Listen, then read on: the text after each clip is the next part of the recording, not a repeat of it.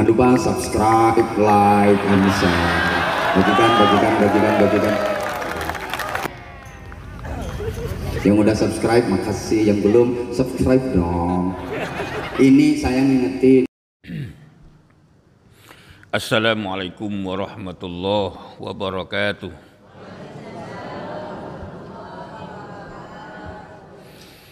Innal hamdalillahi nahmaduhu wa nasta'inuhu wa nastaghfiruh wa na'udzu billahi min shururi anfusina wa min sayyiati a'malina. Man yahdihillahu fala mudhillalah wa man yudlil fala hadiyalah.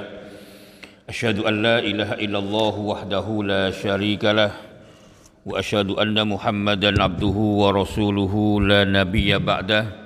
Allahumma fassalli wa sallim ala khatamil anbiya wal mursalin wa ala alihi wa sahbihi ajma'in, amma ba'du.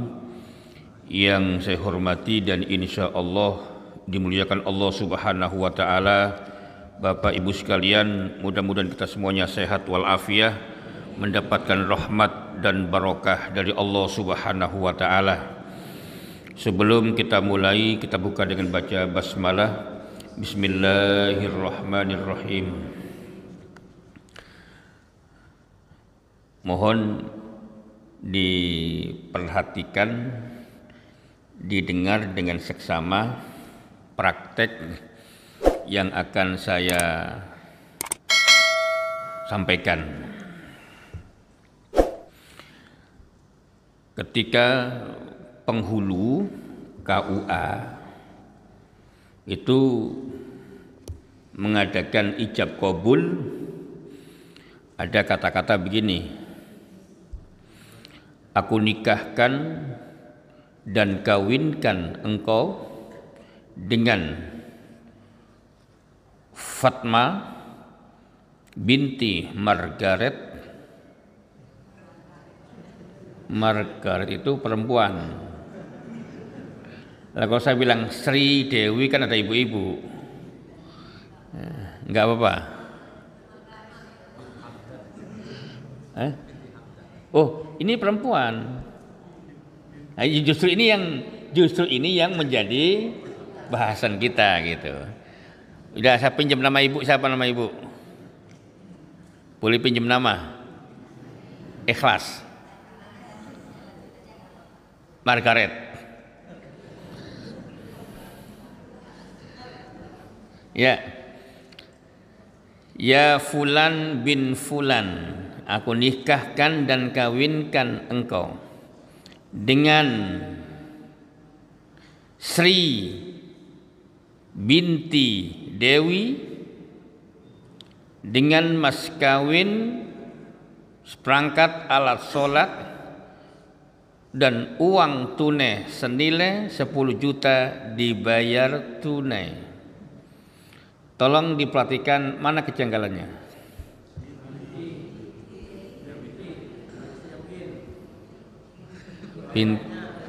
Binti Dewi harusnya kan anak perempuan kan binti.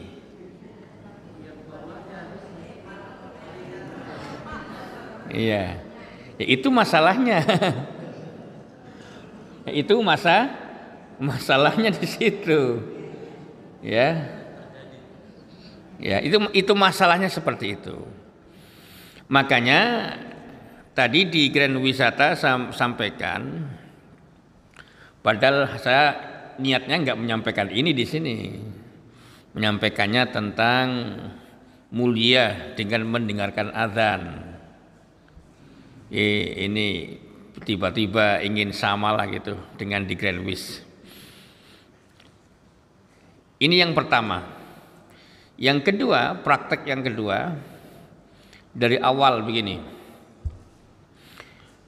Berikutnya, mempelai wanita mohon izin kepada orang tua. Terus izin, Assalamualaikum warahmatullahi wabarakatuh, kata si mempelai ini. Mama yang adik muliakan bla bla bla bla, Mama izinkan adik untuk menikah dengan laki-laki yang menkhidbah adik, yang adik cintai, bla bla bla bla. Mama, nah padahal ada bapaknya. Bapaknya nggak disebut. Gitu, mama terus. Nah, ini ada apa gitu. Nah, makanya kita hari ini, maaf saya agak rileks ya. Suara saya agak ada masalah. Terus ada ustadz yang pimpinan demo, kalau demo di Jakarta itu pasti dia pimpinannya. Nolek ke saya, Pak Taufik, kok ganjil? Nah, kok ganjil gitu? Genap kali. Dia bilang ganjil, saya bilang genap kali. Nah, saya paham maksud dia, ingin bertanya, kok ada keganjilan begitu gitu loh. Nah, saya ledekin, salah ini ganjil ini, oh genap ah. Tanggal 6 kok tanggal ganjil gitu. Bukan itu. Itu kok penghulu menikahkan ya Fulan bin Fulan. Aku nikahkan dan kawinkan engkau dengan Sri binti Dewi. Nah, dengan mas kawin bla bla dibayar tunai. Itu yang ganjil. Oh itu. Ya saya pura-pura nggak ngerti aja. Saya jawab, fiha muskilah. Pakai bahasa Arab. Rupanya nggak paham bahasa Arab. Padahal tukang demo ngerti bahasa Arab. Malah dipanggil ustadz itu.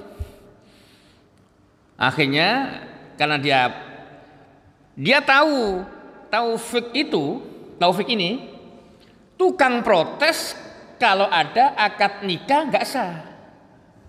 Gitu, Pak. Saya tukang protes. Kenapa saya tukang protes?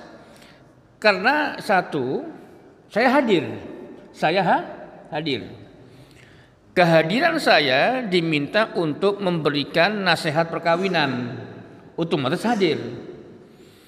Yang kedua, melihat akad nikah yang tidak beres, saksi. Sah. Saya angkat tangan. Mohon maaf diulangi lagi. Gitu. Karena kepala KUA-nya mahasiswa saya dulu nurut. Enggak nurut ya masa sama guru enggak nurut. Akhirnya diulang. Nah itu soalnya begitu. Makanya Pak, saksi akad nikah itu bukan sekedar tua orangnya, tua usianya, bukan sekedar dia Pak D uaknya, patu pamannya, bukan pula sekedar jenderal bintang 1, 2, 3. Kalau keempat kayak enggak kata Nasr dah. Jadi yang menjadi saksi itu harus orang yang faham betul. Jangan sah. Oh. Enggak, Pak. Contoh yang pernah saya bilang tolong diulangi. Saya nggak makan, nggak sah enggak, tolong diulangi. Gitu. Contoh gini, yang saya protes. Kata si laki-laki, saya terima nikahnya saya terima nikahnya Sri bin Hindun dengan Mas bla bla bla bla. Itu rupanya nggak kan harus binti kan. Nah kalau bin berarti dia laki-laki Sri itu. Ya, lah itu sama dengan Joko bin Budi. Harusnya binti itu satu. Yang kedua,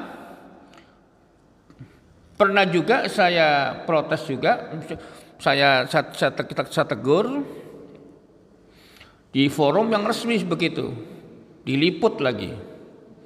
Ya tapi kalau saya nggak menyampaikan nanti batal demi hukum, hukum gitu. Nah yang kedua,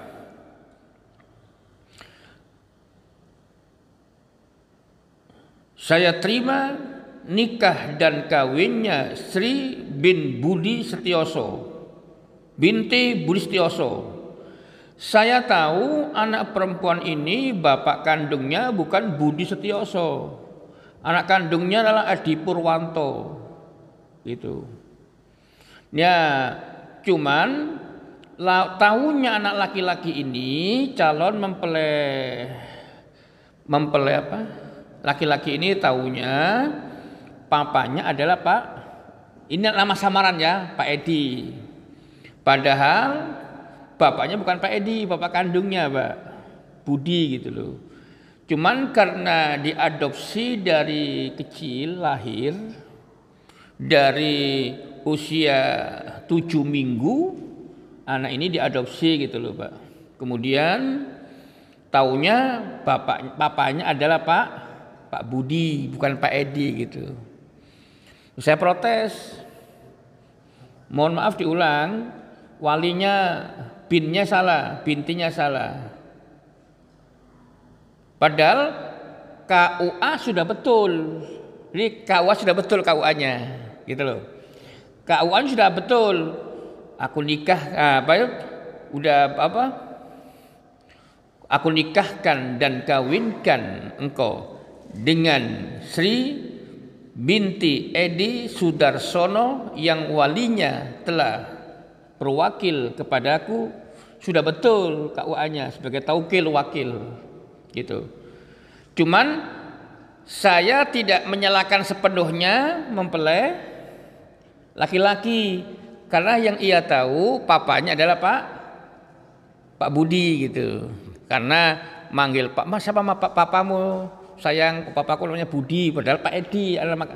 Nah, karena sudah terbiasa seperti itu, sah. Saya bilang, tolong diulangi. Kenapa? Bintinya salah, gitu. Bukan walinya, gitu.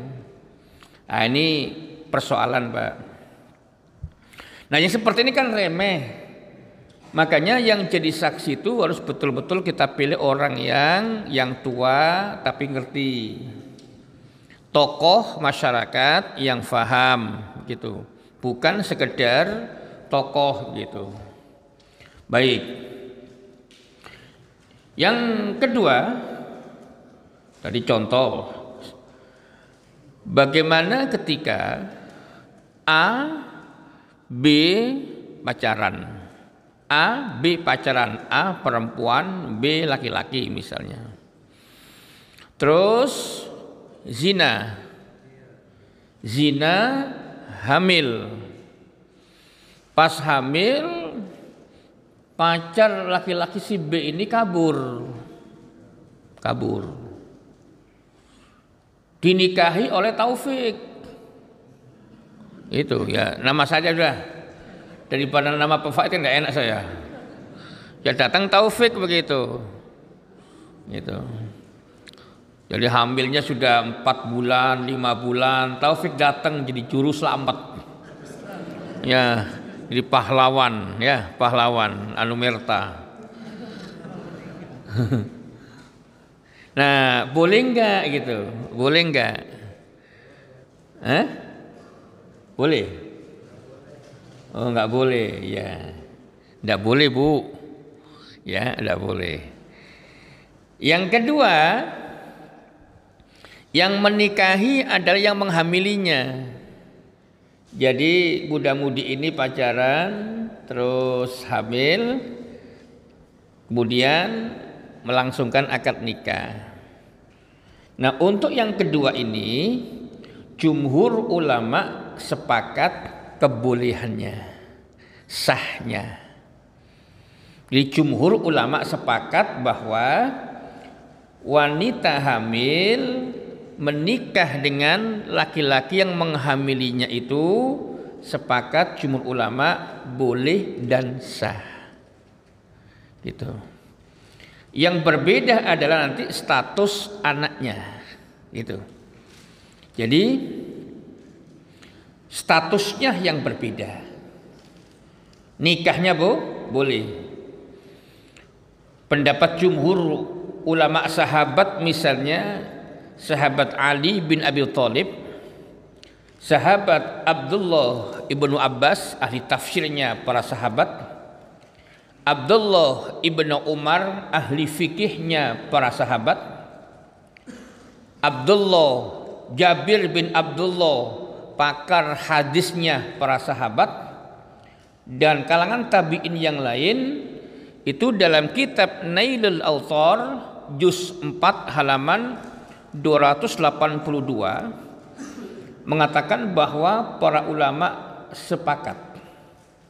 Jadi laki-laki menikahi pacarnya yang sedang hamil, dan hamilnya itu akibat dia juga itu sepakat. Lebih cepat lebih baik. Supaya apa? Supaya tertutup perbuatan haram zina itu. Dari zina ke halal gitu. Dari haram ke halal. Maka perbuatan jima berikutnya, hubungan badan selanjutnya menjadi halal. Yang sebelumnya adalah haram. Nah, sekarang pertanyaannya, apa dalilnya yang dipakai oleh jumhur ulama tentang bolehnya laki-laki menikahi wanita hamil? Ya, terus dia yang menghamili gitu. Jadi hukum nikah hamil oleh orang yang menghamili. Di jumhur ulama sepakat tentang kebolehannya dan keabsahannya.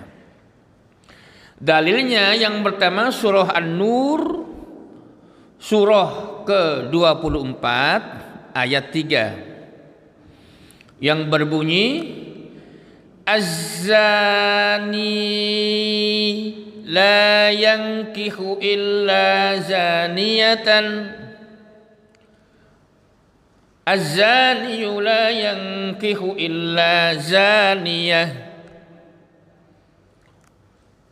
Laki-laki yang berzina tidak menikahi melainkan perempuan yang berzina. Ini yang pertama.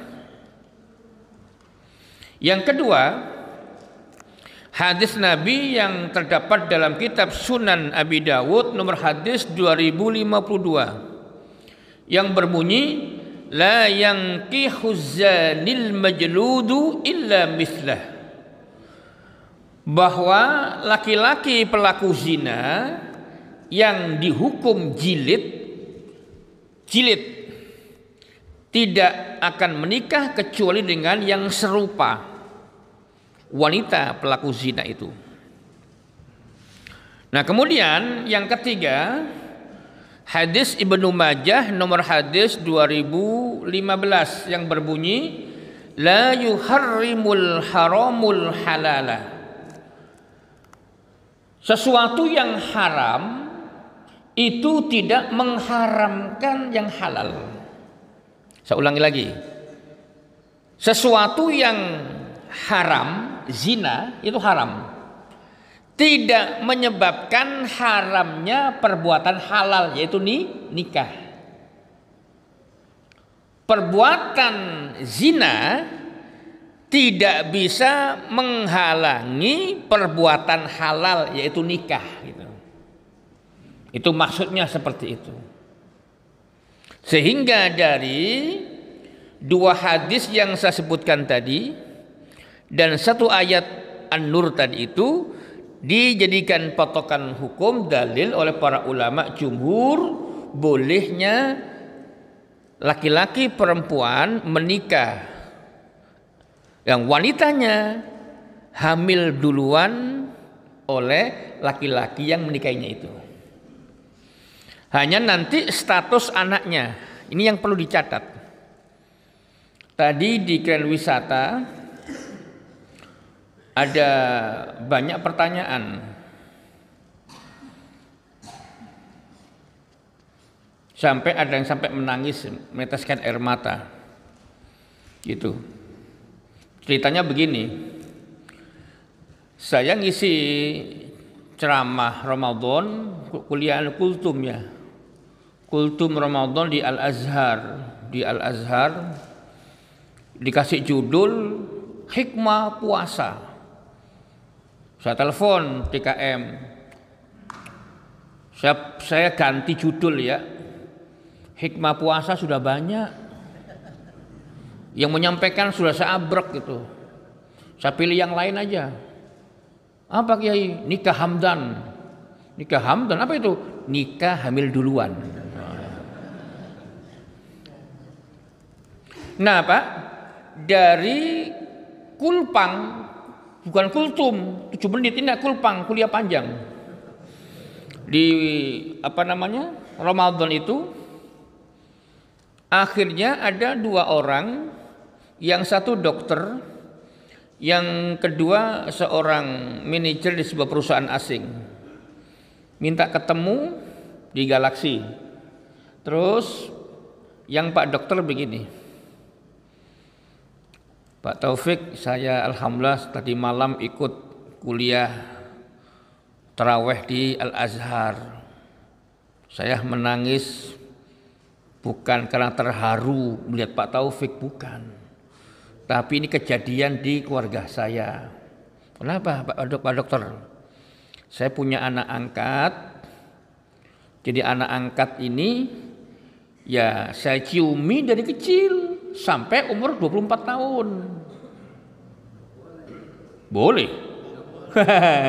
Ya karena itu dia menangis. Menangis menyesali kenapa saya menciuminya dan saya nggak ngerti hukum gitu Pak. Gitu. Saya ciumin, kata Pak Taufik nggak boleh semalam katanya. Jadi saya menangis karena itu Pak Taufik, dosa ya saya, iya. Dosa nggak? Ya dosa Dok. Tapi bukan dosa menciumnya, dosa karena nggak ngertinya. Kenapa nggak ngaji gitu? Gitu. Nah kalau Bapak Ibu kan udah ngaji nih. Kalau masih mencium, dosa besar itu. Sengaja soalnya. Sengaja.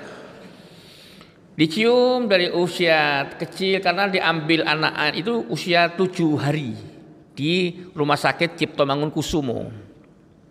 Sampai 24 tahun mau nikah, diciumin terus. Dan mau nikah itu rencananya walinya dia. Gitu, kan enggak boleh anak angkat. Anak angkat tetap anak angkat, tidak akan menjadi anak kandung statusnya, meskipun di catatan sipil binti Taufik begitu.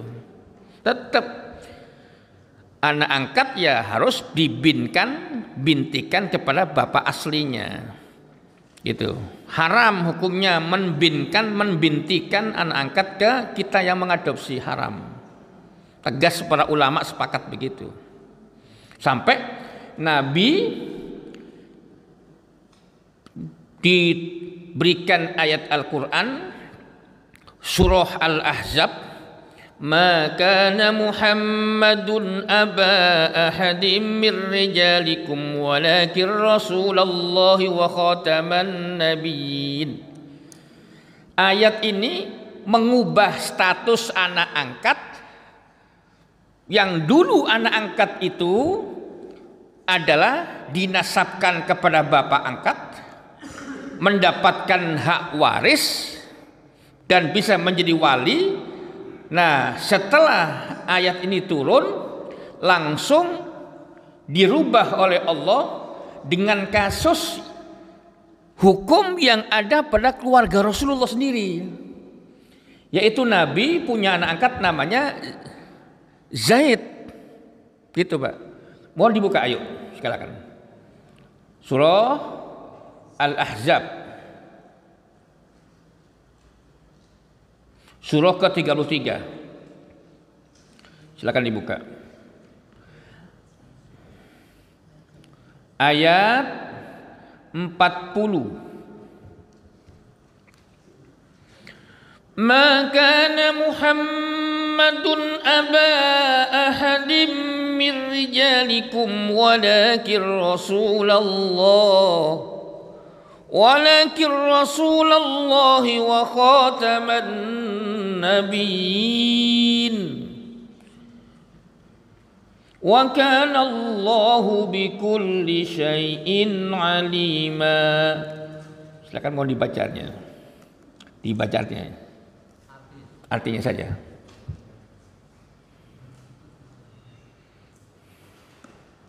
Muhammad itu bukanlah bapak dari seseorang di antara kamu, tetapi dia adalah utusan Allah dan penutup para nabi. Dan Allah Maha mengetahui segala sesuatu. Kalau hanya membaca ayat itu, Bu, Pak, tentu kita belum paham. Asbabun nuzul ayat ini, Nabi punya anak angkat namanya Zaid bin Haritha, gitu. Nah terus orang menyebut ya Zaid bin Muhammad begitu, Zaid bin Muhammad begitu, Zaid bin Muhammad. Nah dalam rangka merubah hukum Arab jahiliyah terkait anak angkat, bahwa anak angkat tetap anak angkat, tidak akan menjadi anak kandung, gitu. Anak angkat tidak boleh dibintihkan, dinasabkan kepada bapak angkat, begitu. Yang kedua, anak angkat tidak bisa saling mewarisi dengan bapak angkatnya. Yang ketiga, anak angkat yang perempuan tidak bisa diwalikan oleh bapak angkatnya ketika dia menikah, gitu. Nah, akhirnya apa? Akhirnya Allah Subhanahu wa taala merubah status hukum itu kepada Zaid, bahwa Zaid bin Harisah, bukan bin Muhammad lagi, begitu. Nah kemudian Zaid yang punya istrinya itu oleh Allah Subhanahu wa taala dengan singkat ceritanya itu adalah bahwa Zaid, ya ceritanya agak panjang ya. Jadi Zaid itu tidak harmonis rumah tangganya. Di rumah tangganya tidak harmonis karena dianggap tidak sekufu, selevel, tidak kafaah, begitu. Karena nggak kafaah, istrinya itu suka muring-muring, suka marah tanpa alasan, tanpa alasan. Nah terus ya karena begini. Istrinya itu bangsawan. Kemudian kok dinikahkan dengan Zaid yang budak, begitu, nggak level. Dia nggak tidak level. Kemudian suka ya cekcok rumah tangga lah. Tidak ada keharmonisan dalam rumah tangganya. Nah kemudian karena rumah tangganya tidak harmonis, diakurkan oleh Rasulullah, akur lagi, nggak cocok lagi, sering berantem, gitu, sering berantem. Nah, jadi rumah tangga berantem itu sudah biasa. Maksudnya biasa itu maksudnya ya ada lah gitu. Kalau rumah tangganya Ustaz Taufik bagaimana? Ya sama. Jadi jangan dipandang rumah tangga saya ya nggak pernah bertengkar, Bu, pasti. Ya pasti rumah tangga saya pernah bertengkar, Pak. Beda memutuskan warna cat rumah, beda. Tapi saya ngalah supaya nggak berantem, nggak jadi berantem.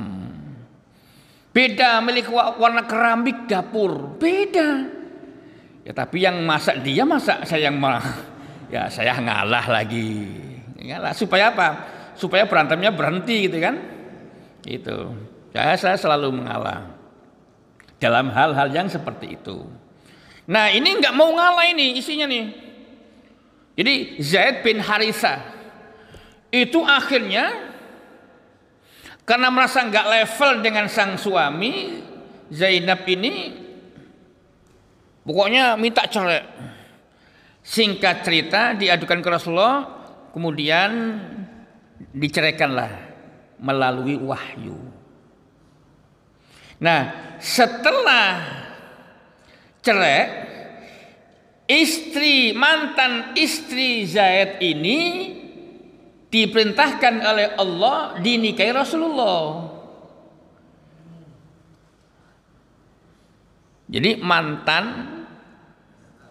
menantu anak angkat dinikahi oleh bapak angkatnya suami, kan gitu kan? Nah, dari situ muncul perubahan besar. Tujuannya itu Pak, tujuannya apa? Perubahan besar. Ini yang belum saya sampaikan di Grand Wish. Karena minta pertemuan kedua. Gitu. Sini duluan ini. Jangan ngomong-ngomong ya. Akhirnya apa? Mantan istri Zaid dinikahi Rasulullah. Akhirnya orang Arab gempar. Gemparnya apa? Perubahan hukum bahwa status anak angkat tetap anak angkat, tidak akan menjadi anak kandung. Sehingga sampai radikal itu sangat drastis lah begitu. Istri anak angkat saja yang sudah menjadi mantannya, yang sudah diceraikan anak angkat kita, itu boleh dinikahi oleh bapak angkatnya gitu loh. Nah akhirnya Pak dokter tadi itu akhirnya mencari bapak dan ibu anak angkatnya di Surabaya. Singkat cerita ketemu. Dalam usia sudah 24 tahun anak ini. Sudah magister ekonomi, jurusan bisnis. Nah itu namanya orang betul-betul mencari kebenaran. Tapi yang ada tadi lagi. Tadi juga ada. Pokoknya saya tanggung dosanya sampai mati tidak apa-apa. Begitu. Karena dia tahu hukum menikahkan anak hasil zina itu haram, batal demi hukum. Tapi karena malu sama orang. Tidak apa-apa Pak. Pokoknya dunia akhirat saya tanggung dosanya. Begitu. Akhirnya akad nikah itu berlangsung. Gitu. Berlangsung. Terus tadi minta petunjuk tetangganya. Ini Pak, kalau Bapak yang menyampaikan nanti bisa bertengkar. Yang menyampaikan hakim. Siapa? KUA. Itu menyampaikan. Nah waktu menikah di mana waktu menikah dulu? Ya ada KUA-nya teman. KUA kan nanya siapa walinya, gitu kan? Ini betul cek, ya oke. Dilihat di apa? Administrasi apa namanya dulu? KK, terus akta kelahiran, ya sama, gitu. Tetapi realitasnya anak ini adalah anak hasil zina. Dan sekarang sudah menikah dan punya anak. Nah teman-teman yang tetangga yang faham merasa berdosa kalau diteruskan dulu. Nanti kan nikahnya kan batal demi hukum Bu. Nikahnya itu batal demi hukum dan bapaknya tahu. Kalau anaknya nggak tahu, anaknya nggak berdosa. Yang menikah nggak berdosa, karena nggak tahu. Yang berdosa bapaknya, ibunya yang tahu nggak ngasih tahu. Gitu. Dosa menyebabkan perzinahan yang berkelanjutan. Gitu. Itu namanya dosa MLM, multi level marketing. Dan dosanya nggak kecil, menyebabkan perbuatan dosa zina anaknya. Gitu. Apa kaidah fikhiyahnya? Yaitu yang pertama hukmul wasail ka hukmil maqasid. Yang lain lil wasaili hukmul maqasid. Hukum perantara itu sama dengan hukum tujuan. Gitu. Nah, itu kasus. Kasus yang ketiga juga dari ceramah saya di Ramadan kemarin itu di Al-Azhar.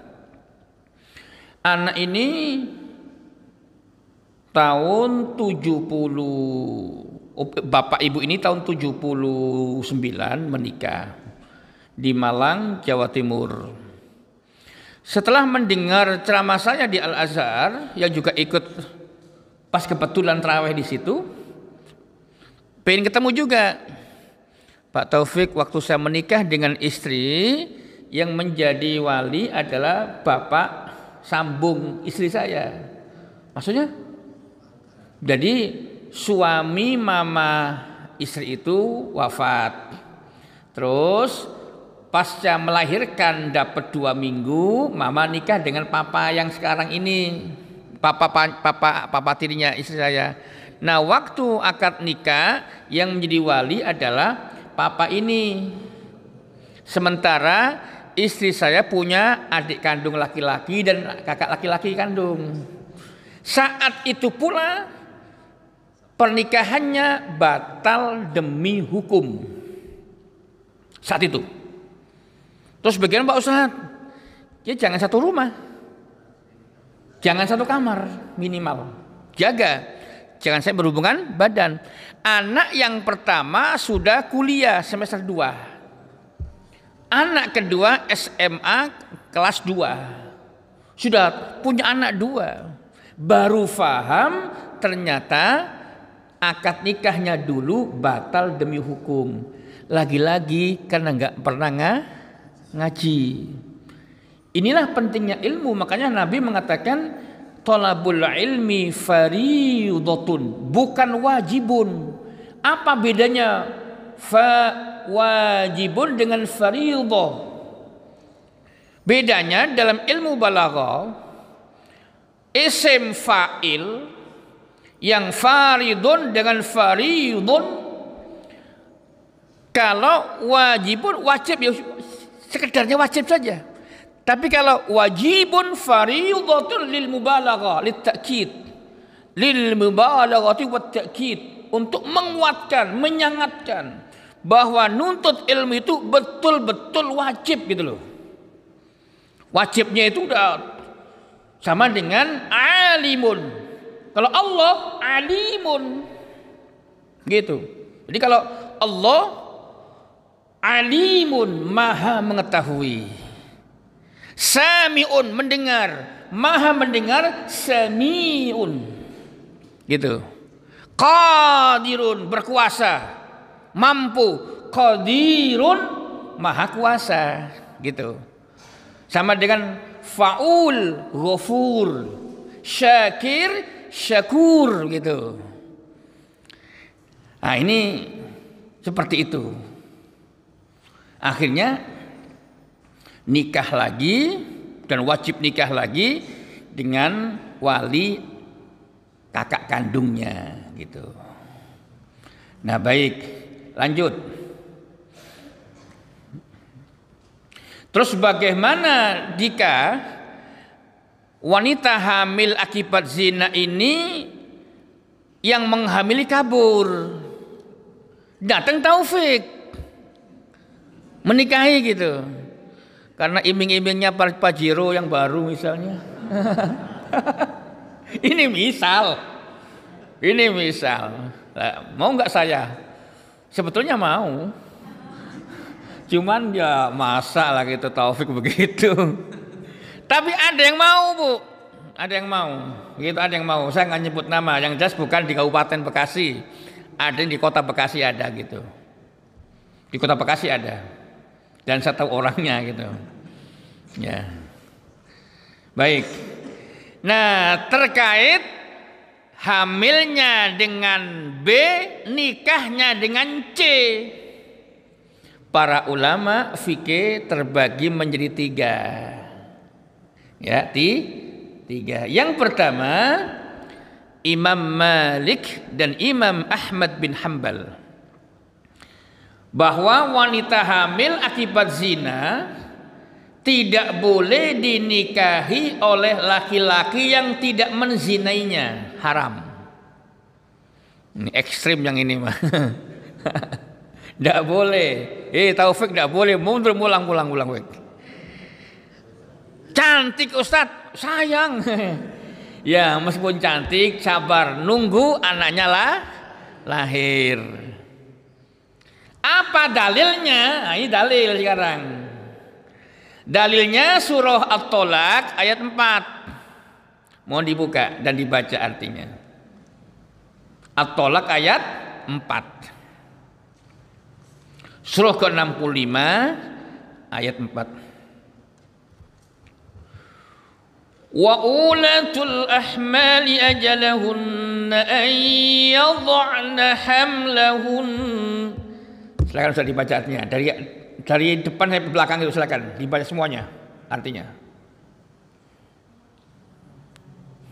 Perempuan yang tidak haid lagi atau menopause di antara istri-istrimu, jika kamu ragu-ragu tentang masa iddahnya, maka iddahnya adalah 3 bulan. Dan begitu pula perempuan-perempuan yang tidak haid, sedangkan perempuan-perempuan yang hamil, waktu iddah mereka itu sampai mereka melahirkan kandungannya. Dan barang siapa bertakwa kepada Allah, niscaya dia menjadikan kemudahan baginya dalam urusannya. Ya, jadi dalam pandangan Imam Malik dan Imam Ahmad bin Hambal, semua wanita yang hamil itu tercakup dalam ayat ini. Masa iddahnya sampai melahirkan. Maka tidak boleh dinikahi oleh orang yang tidak menzinainya. Yang kedua, pendapat Imam Hanafi, Imam Abu Hanifah. Bagaimana pendapat beliau? Pendapat Imam Abu Hanifah, laki-laki lain yang tidak menzinainya itu boleh dan sah menikahinya, meskipun wanita ini sudah hamil 2, 3, 4, 5, 6, 7, 8, 9 bulan. Boleh. Tetapi selesai akad nikah, aku terima nikahnya dan kawinnya Fulana binti Fulan dengan mas kawinnya yang tersebut dibayar tunai, tidak boleh berhubungan badan. Hubungan badannya menunggu sampai anaknya lahir, nganggur. Gitu, perek dulu. Iya, akad nikahnya boleh, tapi jimaknya nanti setelah lahir. Gitu. Nganggur dulu. Nganggur dulu. Wah, Taufik nganggur juga, Fik ah. Tapi kan Pajero. Ini misal. Kemudian apa dalilnya itu kan? Ini perang dalil ini. Sama At-Tolak juga ayat 4. Kata Imam Abu Hanifah, At-Tolak ayat 4 ini untuk wanita hamil yang punya suami wafat ataupun pernah punya suami menceraikannya di pengadilan agama. Dia janda gitu loh. Nah, wanita yang bukan janda bukan tergolong ayat ini. Kenapa? Asbabun nuzul ayat ini bercerita tentang wanita-wanita yang ditalak atau ditinggal wafat suaminya. Wanita hamil akibat hamdan, hamil duluan, zina, tidak tergolong ayat ini. Nah, ini sudut pandang yang berbeda. Nah, yang kedua yang dipakai oleh Imam Abu Hanifah, hadis yang tadi, la yuharrimul haramul halala, sesuatu yang haram nikah, yang haram zina, tidak bisa menyebabkan haramnya perbuatan yang halal, yaitu nikah. Gitu. Nah, ini pendapat yang kedua. Yang ketiga, yang terakhir, pendapat Al-Imam Asy-Syafi'i, bahwa wanita hamil akibat zina boleh dan sah dinikahi oleh laki-laki lain yang tidak menghamilinya, dan setelah akad nikah boleh berhubungan badan. Oh, Pak Taufik bikin telinga, Taufik bikin apa, jempol. Onda, dalam ilmu kedokteran, mohon dikoreksi, ilmu kedokteran, bahwa sperma dan indung telur yang sudah jadi tidak bisa dipengaruhi oleh sperma berikutnya. Satu jadi ya udah gitu. Biar subur, biar bikin, enggak bisa begitu. Ya Bu ya. Nah, apa alasan Imam Asy-Syafi'i? Satu, hampir sama dengan Imam Abu Hanifah. Ayat itu bukan untuk wanita hamil akibat zina, tapi ayat 4 at-thalaq itu untuk wanita hamil dicerai suaminya atau suaminya wafat. Nah, itu baru tidak boleh. Yang kedua, kalau nikah boleh, berhubungan badan nggak boleh, tujuan nikah itu. Iya kan? Tujuan nikah itu antara lain, Bu, menghalalkan yang haram. Hubungan badan haram jika di luar nikah. Setelah ada akad nikah harusnya ya halal gitu. Nah, Indonesia, Malaysia, Brunei, Thailand, terus Filipina ikut yang ketiga ini, Imam Syafi'i. Dalam undang-undang perkawinan kita, termasuk kompilasi hukum Islam kita, menganut yang ketiga itu.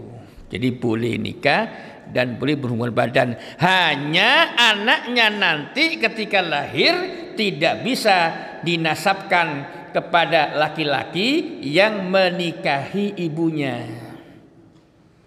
Tidak bisa saling mewarisi dengan laki-laki atau bapak apa itu namanya? Bapak sambungnya.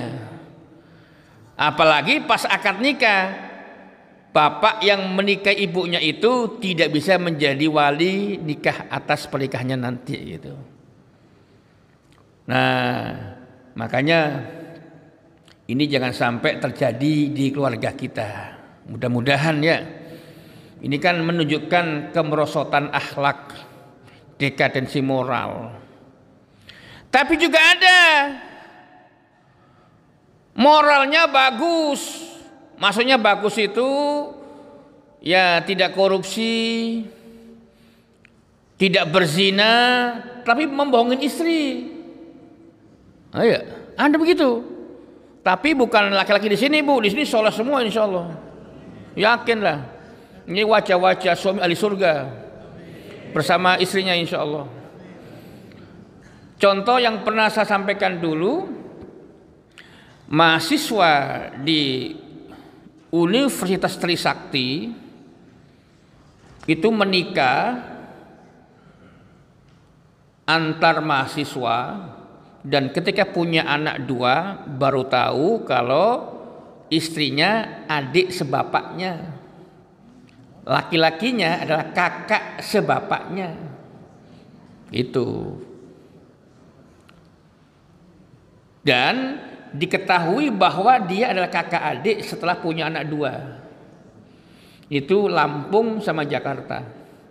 Dan kasus ini masuk ke Komisi Fatwa dan Komisi Dakwah Majelis Ulama Indonesia Pusat. Gitu. Makanya Pak Faid kalau mau maruh jujur. Mbak Cecep jujur. Jangan ngumpet-ngumpet. Misal nih, saya nih, misal saya, tapi kayaknya enggak ada. Saya bilang ke istri saya, Bu, saya punya anak. Lah memang anakmu 3 dia? Bukan, di Gresik sana ada 4 gitu. Loh, kaget nih saya. Waduh, tadi yang ngajak makan bareng jadi berantakan ini. Enggak ngomong. bisa jadi kejadian antara mahasiswa dan mahasiswi Lampung dengan Jakarta. Umpama nih anak saya yang di Gresik kuliah di UIN Jakarta. Terus anak saya kuliah S2 di Jakarta. Ketemu pacaran, ketemu senang lagi tuh ya. Waduh, ke rumah saya. Lah ini kan coba. Ya Allah, jangan, Pak. Jangan. Ngomongnya Pak ya, ngomong. Tapi Ibu, wajah Pak Faid enggak ada dia. Pak Faid, Pak Cep itu enggak ada muka-muka seperti itu, enggak ada. Itu kejadian ini nyata. Kejadian nyata gitu di Jakarta dan Lampung gitu. Nah, sang bapak ini hanya beda KTP aja. KTP-nya, maaf ini nama samaran saja. Nama samaran bukan yang sebenarnya. Karena saya orang Jawa, saya pakai bahasa Jawa ya. Nama KTP yang dengan isi Jakarta, Sujono, SOEDJONO. Ejaan lama. Coba dulu. Coba ya, ayo dipraktekkan coba. Dipraktekkan. Coba.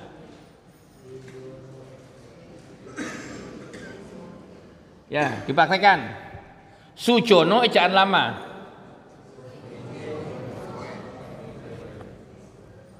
Kok nggak muncul? Nah, terus waktu nikah di Lampung pakai Sujono, SUJUNO. Coba, ayo.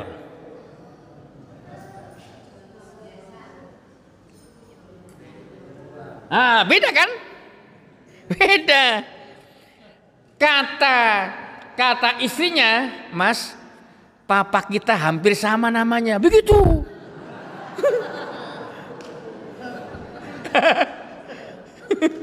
Ya Allah, itu waktu Bu, loh Bu, waktu cerita itu sambil nangis loh Bu, serius. 4 tahun stres Pak Bu, 4 tahun stres.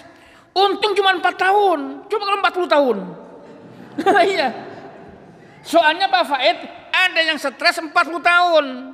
Dan itu orang Pasuruan, Jawa Timur, namanya kelurahannya Krapyak Rejo, kecamatan Gading Rejo, dukuhannya namanya Kelanggringan.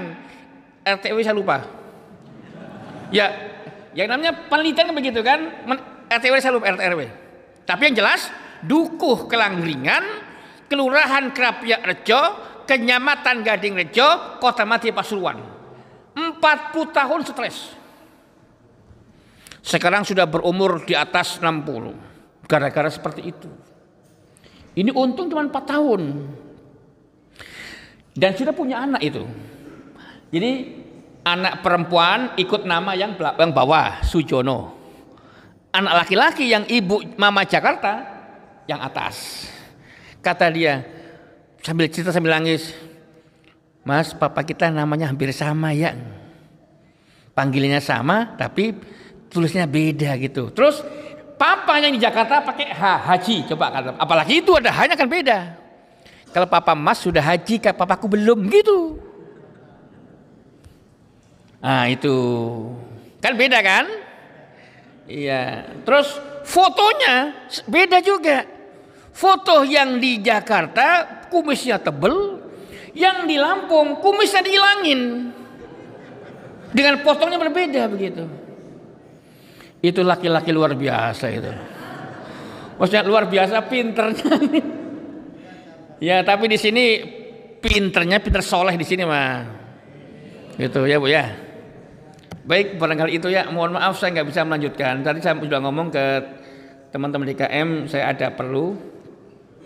Insya Allah akan berlanjut kepada pertemuan berikutnya, yaitu status dan anak angkat. Ya. Baik, terima kasih. Mudah-mudahan kita semuanya sehat walafiat. Tadi saya bilang saya nggak terima pertanyaan dulu hari ini karena saya ada perlu ya. Disimpan buat